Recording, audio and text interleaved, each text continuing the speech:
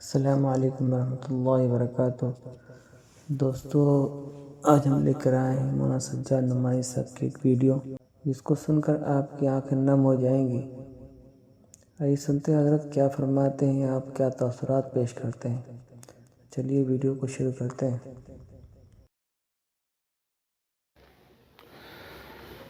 السلام علیکم ورحمۃ اللہ وبرکاتہ۔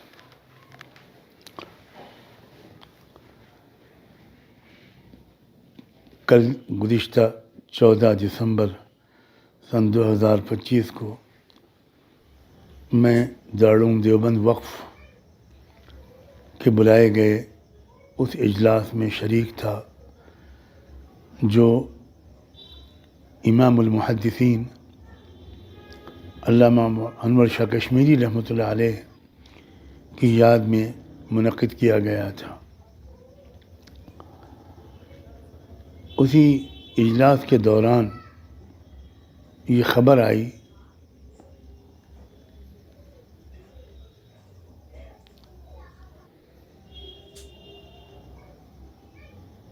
کہ اس دور کے عظیم روحانی رہبر حضرت مولانا حافظ پیر ذوالفقار نقشبندی واصل بحق ہو گئے۔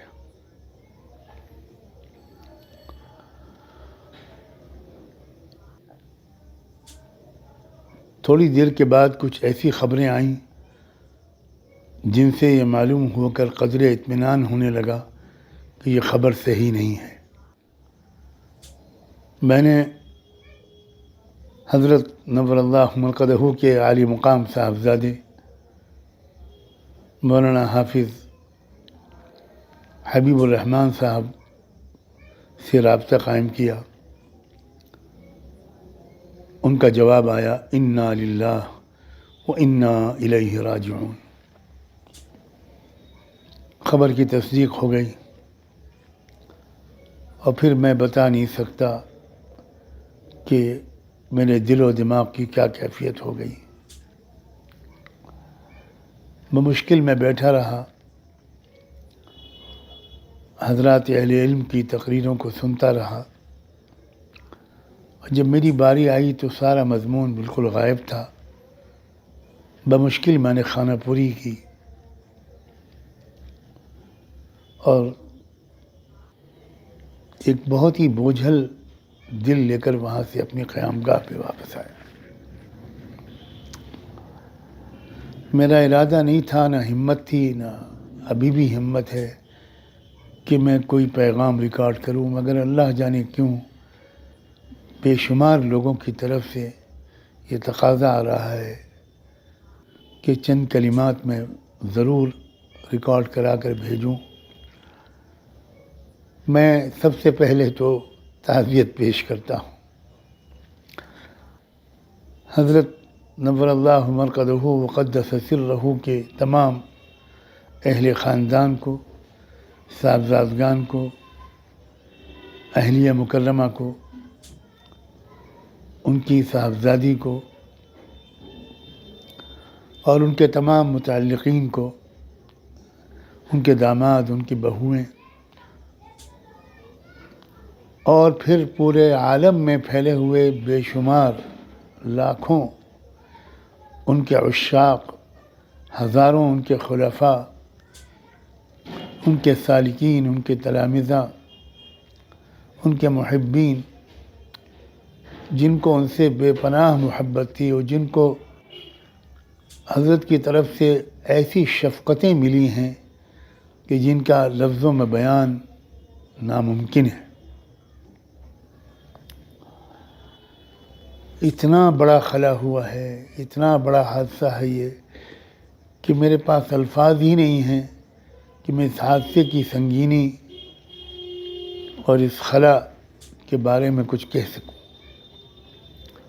سچی بات یہ ہے کہ وہ نمونۂ سلف تھے، سراپا شفقت و محبت،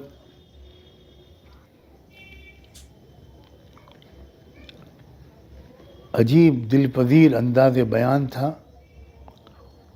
اور خاص طور پر کالجوں یونیورسٹیوں میں پڑھنے والے نوجوان بچوں اور بچیوں کے لیے تو وہ واللہ ایک مسیحا تھی۔ اس نئی نسل کے نوجوانوں کو اسلام سے اور اکابر اہل علم سے قریب کرنے کا جو کام تنہا ان سے اللہ نے لیا ہے، اس کی نظیر تلاش کرنا مشکل ہے۔ وہ عالم دین بھی تھے، حافظ قرآن بھی تھے، اور ایک سند یافتہ انجینئر بھی تھے، ایک پروفیشنل بھی تھے، اور ان کی شخصیت کی اس جامعیت کی وجہ سے یونیورسٹیوں اور کالجوں میں جو کام ان سے اللہ نے لیا، اور یہ عصری تعلیم یافتہ طبقہ جس طرح ان کے ذریعے سے راہ یاب ہوا، وہ ایک بہت بڑا تاریخی کارنامہ ہے جو اللہ کی توفیق سے انہوں نے انجام دیا۔ میں اس وقت ان کے تمام خلفاء، اہل خانہ، ان کے عشاق و محبین، ان کے تلامذہ، ان کے رفقاء کار، سب کی خدمت میں تعزیت پیش کرتا ہوں، اور دست بستہ یہ گزارش کرتا ہوں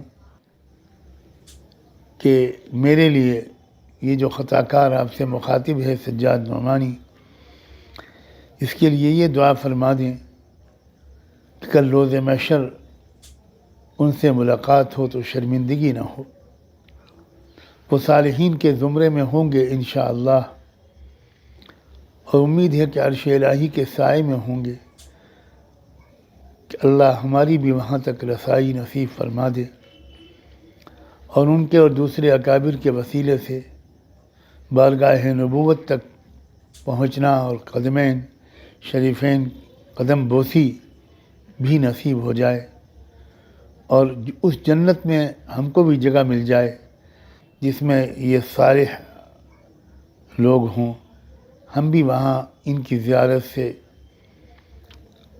اپنے دلوں کو منور کرتے رہیں۔ بس میں ان کلمات پر اجازت چاہتا ہوں، اور اپنے لیے خاص طور پر میں آپ سب سے دعاؤں کا طالب ہوں۔ جزاکم اللہ وبارک فیکم۔